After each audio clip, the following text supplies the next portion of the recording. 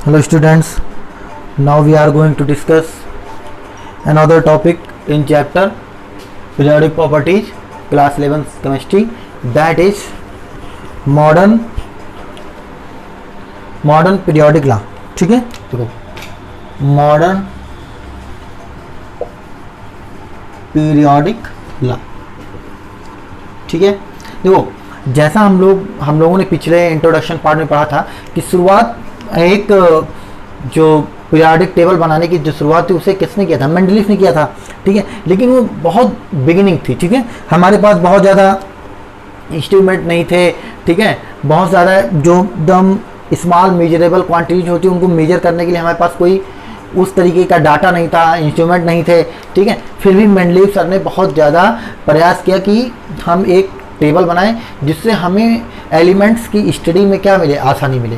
ठीक है, और जैसे फर्स्ट एक ग्रुप है लिथियम, सोडियम, पोटेशियम, रुबिडियम और सीजियम. तो अगर हमने लिथियम और सोडियम के बारे में पढ़ लिया है तो बाकी एलिमेंट्स की प्रॉपर्टी उसी से क्या करेगी, मैच करेगी. ठीक है, तो अब बात आती है मॉडर्न पीरियोडिक लॉ या मॉडर्न पीरियोडिक टेबल के बारे में. ठीक है, तो मॉडर्न में जो सबसे बड़ा योगदान था वो था मोजले सर का. वो किसका था, मोजले सर का. ठीक है, इन्होंने क्या किया, इन्होंने डिफरेंट जो काइंड्स की जो फ्रीक्वेंसी की जो लाइट थी उसको एलिमेंट्स पे क्या किया, स्ट्राइक कराया. ठीक है, स्ट्राइक कराने के बाद इन्हें कुछ रिजल्ट्स मिले. ठीक है, उस रिजल्ट्स के आधार पर इन्होंने क्या किया, एक ग्राफ प्लॉट किया. ठीक है, जैसे एक ग्राफ है इन्होंने प्लॉट किया फ्रीक्वेंसी. ठीक है, फ्रीक्वेंसी का क्या ले लिया, अंडर रूट और एटॉमिक मास. ठीक है, इन दोनों के बीच इन्होंने क्या किया, एक ग्राफ प्लॉट किया. मतलब जैसे एलिमेंट को रखकर इन्होंने जो किया, मतलब स्ट्राइक कराया एलिमेंट्स पे एक्सरे. ठीक है, हाई फ्रीक्वेंसी वेव को. ठीक है, तो इन्हें क्या मिला, इन्हें कुछ मतलब डाटा मिले. ठीक है, उसको इन्होंने एटॉमिक मास और फ्रीक्वेंसी में पुट करते चले गए. तो वास्तव में इनको ये एक्सपेक्ट कर रहे थे कि हमको एक स्ट्रेट लाइन मिलेगी, लेकिन नहीं मिली. कुछ एलिमेंट्स ऐसे मतलब उनके मास कभी डिफरेंट थे, कभी कुछ थे, कभी कुछ एकदम लाइन पे थे. कुछ इस तरीके से डेविएशन, इनको स्ट्रेट लाइन से कुछ डेविएशन इनको देखने को मिला. ठीक है, उसके बाद इन्होंने क्या किया, इन्होंने अब जैसे ये कब किया, क्योंकि मेंडलीफ ने कहा था जो केमिकल और एलिमेंट की केमिकल और फिजिकल प्रॉपर्टीज होती हैं वो क्या होती हैं, एटॉमिक मास के साथ घटती या बढ़ती हैं. ठीक है, अब मॉडर्न समय आ चुका था तो मोजले ने क्या किया, दोबारा जब स्ट्राइक कराया तो उन्होंने फ्रीक्वेंसी को रिलेट किया किसके साथ, एटॉमिक नंबर के साथ. उन्होंने फ्रीक्वेंसी को रिलेट किया किसके साथ, एटॉमिक नंबर के साथ रिलेट किया. ठीक है, तो जब उन्होंने एटॉमिक नंबर के साथ रिलेट किया तो उन्होंने देखा कि हमको डायरेक्टली एक स्ट्रेट लाइन प्राप्त हो रही है. ठीक है, तो उन्होंने कहा कि जो चेंजेज आप कह रहे थे कि केमिकल और फिजिकल प्रॉपर्टी चेंज होती है एटॉमिक मास को वेरी करने के कारण, ऐसा नहीं है. उसमें लीनियर चेंज नहीं आता, उसमें डेविएशंस आ जाते हैं. जैसा हम एक्सपेक्ट करते हैं वैसा होता नहीं है. ठीक है, फिर उन्होंने जब फ्रीक्वेंसी और एटॉमिक नंबर को रिलेट करके देखा, उन्होंने कहा कि केमिकल और फिजिकल प्रॉपर्टी एटॉमिक नंबर के अकॉर्डिंग क्या होती है, चेंज होती है. तब उनको मिला एक स्ट्रेट लाइन. ठीक है, मतलब कोई भी डेविएशन उनको नहीं मिला. ठीक है, तो इस आधार पर मोजले सर ने अपना एक मॉडर्न लॉ जो है उसको दिया. क्या था उनका मॉडर्न लॉ, कि जो फिजिकल और केमिकल प्रॉपर्टीज हैं वो क्या होती हैं, periodic function of their atomic number. ठीक है,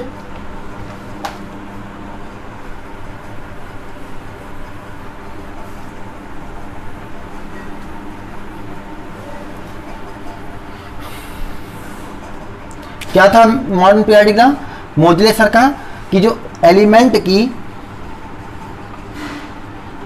की जो केमिकल और फिजिकल प्रॉपर्टीज होती हैं,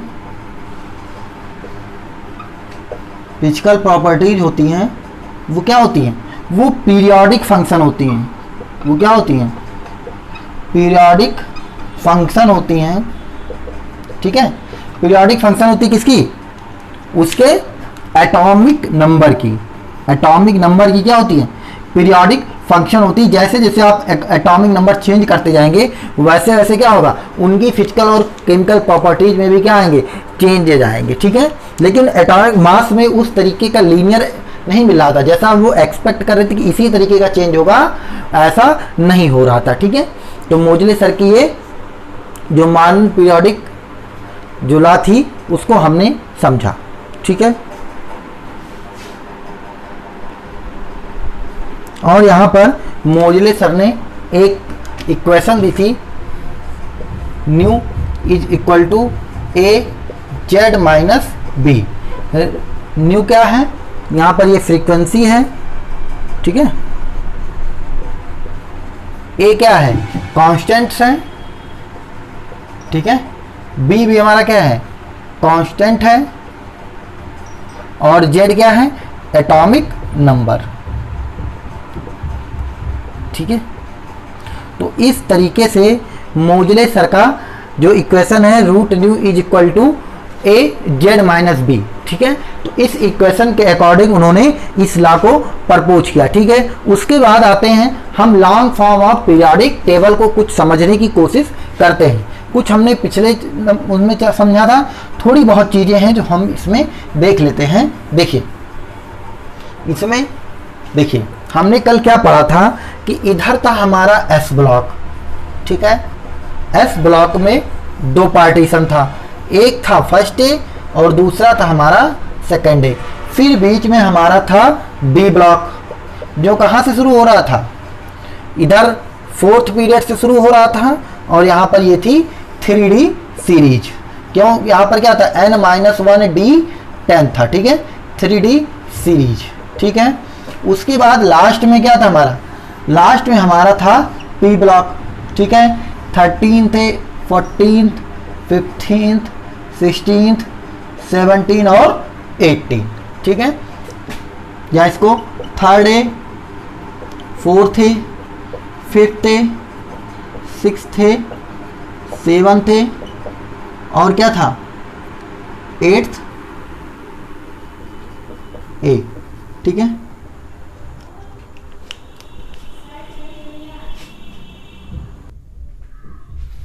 ये आपका हो जाएगा 8th है, ठीक है।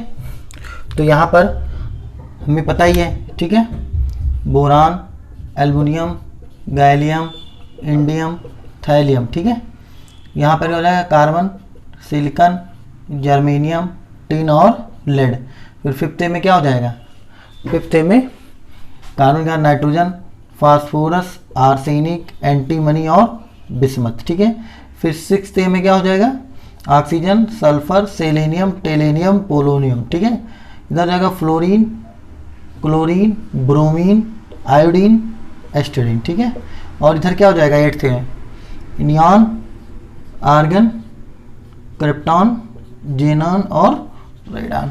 एस ब्लॉक में क्या हो जाएगा आपका, लिथियम, सोडियम, पोटेशियम, रुबिडियम और सीजियम। इधर हो जाएगा beryllium, magnesium, calcium, beryllium, magnesium, calcium, strontium, barium और रेडियम, ठीक है। इस तरीके से हो जाता है, ठीक है, ठीक है। आगे देखो, अब यहां पर हमारे कहने का मतलब ये है कि जो ये फर्स्ट वाला ग्रुप है, ठीक है, यहां पर कितने इलेक्ट्रॉन, कितने हैं एटम्स, सॉरी एलिमेंट, दो एलिमेंट है ना, इधर हाइड्रोजन है और इधर क्या है, हीलियम है कि नहीं। मतलब अब शुरू करते हैं कि फर्स्ट पीरियड में कितने एलिमेंट हैं, दो, फर्स्ट पीरियड में दो एलिमेंट है ना, एक इधर हाइड्रोजन है और उधर हीलियम है, ठीक है। फिर सेकंड पीरियड में क्या होता है, सेकंड पीरियड में, ये सेकंड पीरियड है 1 2 3 4 5 6 7 8, सेकंड पीरियड में 8। थर्ड पीरियड में देखते हैं, हॉरिजॉन्टल लाइन को पीरियड कहते हैं, वर्टिकल लाइन को ग्रुप कहते हैं। फिर देखिए 1 2 3 4 5 6 7 8, तो थर्ड पीरियड में कितने, 8, ठीक है। फोर्थ पीरियड में आएंगे, फोर्थ पीरियड में आएंगे तो देखिए 1 2, ठीक है, 1 2, फिर 10 एलिमेंट ही है, 12 13, 14, 15, 16, 17, 18, फोर्थ पीरियड में 18। और उस फार्मूले से भी आप निकाल सकते हैं, फार्मूला क्या था, NH2 N-2 N-2 F14, ठीक है, और N-1 D10 और NP6, ठीक है। अब फिफ्थ पीरियड में आप देखेंगे तो भी आपको क्या मिलेगा, 18 एलिमेंट। फिर सिक्स्थ में बीच में F ब्लॉक आ जाएगा तो आपको मिलेगा क्या, 32। सेवंथ में भी क्या मिलेगा आपको, 32, ठीक है। तो कितना हुआ नंबर टोटल, हमें क्या मिले, 2, 8, 8, 18, 18, 32, 32, ठीक है। इन्हें क्या कहते हैं, इन्हें मैजिक नंबर्स कहते हैं। इन्हें क्या कहते हैं, मैजिक नंबर्स। कैसे, इससे हमें एटॉमिक नंबर्स निकालने में क्या होती है, आसानी होती है, ठीक है।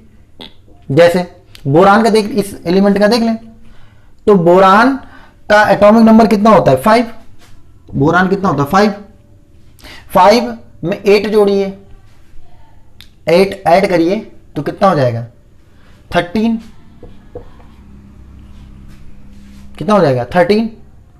ये पीरियड कौन सा है, ये सेकंड पीरियड है तो इसमें 8 जोड़े। फिर ये थर्ड पीरियड है, 8 जोड़े। अब फोर्थ पीरियड में आप कितना ऐड करेंगे, आप ऐड करेंगे 18। आप कितना ऐड करेंगे, 18। तो 13 प्लस 18 कितना हो जाएगा, 8 to 10 1 1 और 1 1 2 3 31, ठीक है।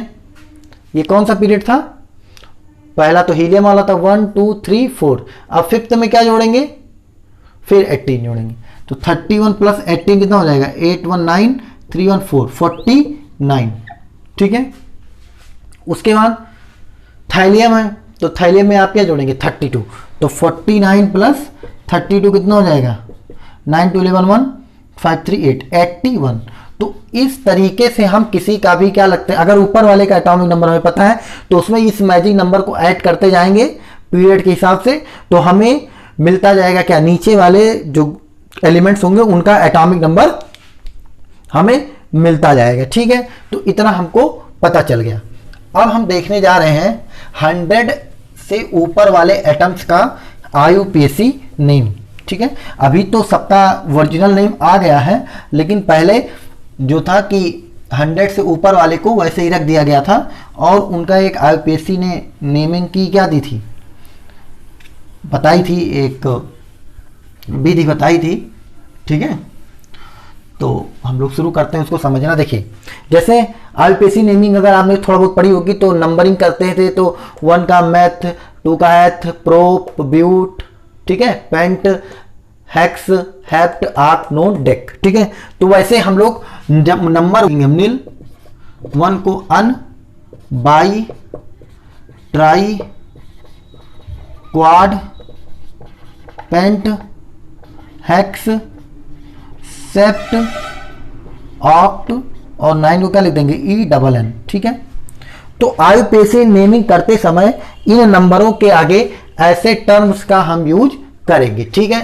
और लास्ट में हम जोड़ देंगे IUM, लास्ट में हम क्या ऐड कर देंगे, IUM। जैसे हमें 100 के ऊपर 101 का क्या करना है, IUPAC नेमिंग करनी है, ठीक है। तो 1 की जगह क्या लिखोगे, अन, 1 की जगह क्या लिखोगे, अन, 0 है बीच में क्या लिखोगे, नील, अननील, ठीक है। फिर 1 है, फिर क्या, अन, और लास्ट में क्या जोड़ दोगे, IUM, अननील यूनियम, ठीक है। तो इस तरीके से हम लोग करेंगे, ठीक है। अब 102 का करेंगे तो 1 के आगे क्या लिखेंगे, अन, 0 पे क्या लिखेंगे, नील, 2 का क्या लिखेंगे, बाई, और लास्ट में क्या जोड़ देंगे, IUM, बाई, ठीक है। तो यहाँ डबल आई को आप एक आई रिप्लेस कर सकते, ठीक है, बाई, ठीक है। बस 105 कैसे लिख दीजिए, तो अन, नील, पेंट, IUM, पेंटियम, अननील पेंटियम, ठीक है। उसके बाद ऐसे हो जाएगा 109 का, ठीक है, अननील इनियम, अननील इनियम, ठीक है। मान लीजिए 1012 का अन फिर नील नहीं रहेगा, फिर अन, ठीक है, बाई ईएम, ठीक है। तो इस तरीके से हम लोग 100 के ऊपर के एलिमेंट्स का क्या लगते हैं, आयुपेशी नामन के लिए मतलब आयुपेशी से उसका नामनक्लेचर करते हैं। ठीक है, तो इस तरीके से आप लोग समझिएगा। ठीक है, तो आज वेदर भी प्रॉब्लम है थोड़ी, तो वीडियो छोटा ही रहेगा। ठीक है, नेक्स्ट डे हम लोग फिर से आगे से कंटिन्यू करेंगे। ठीक है, थैंक यू।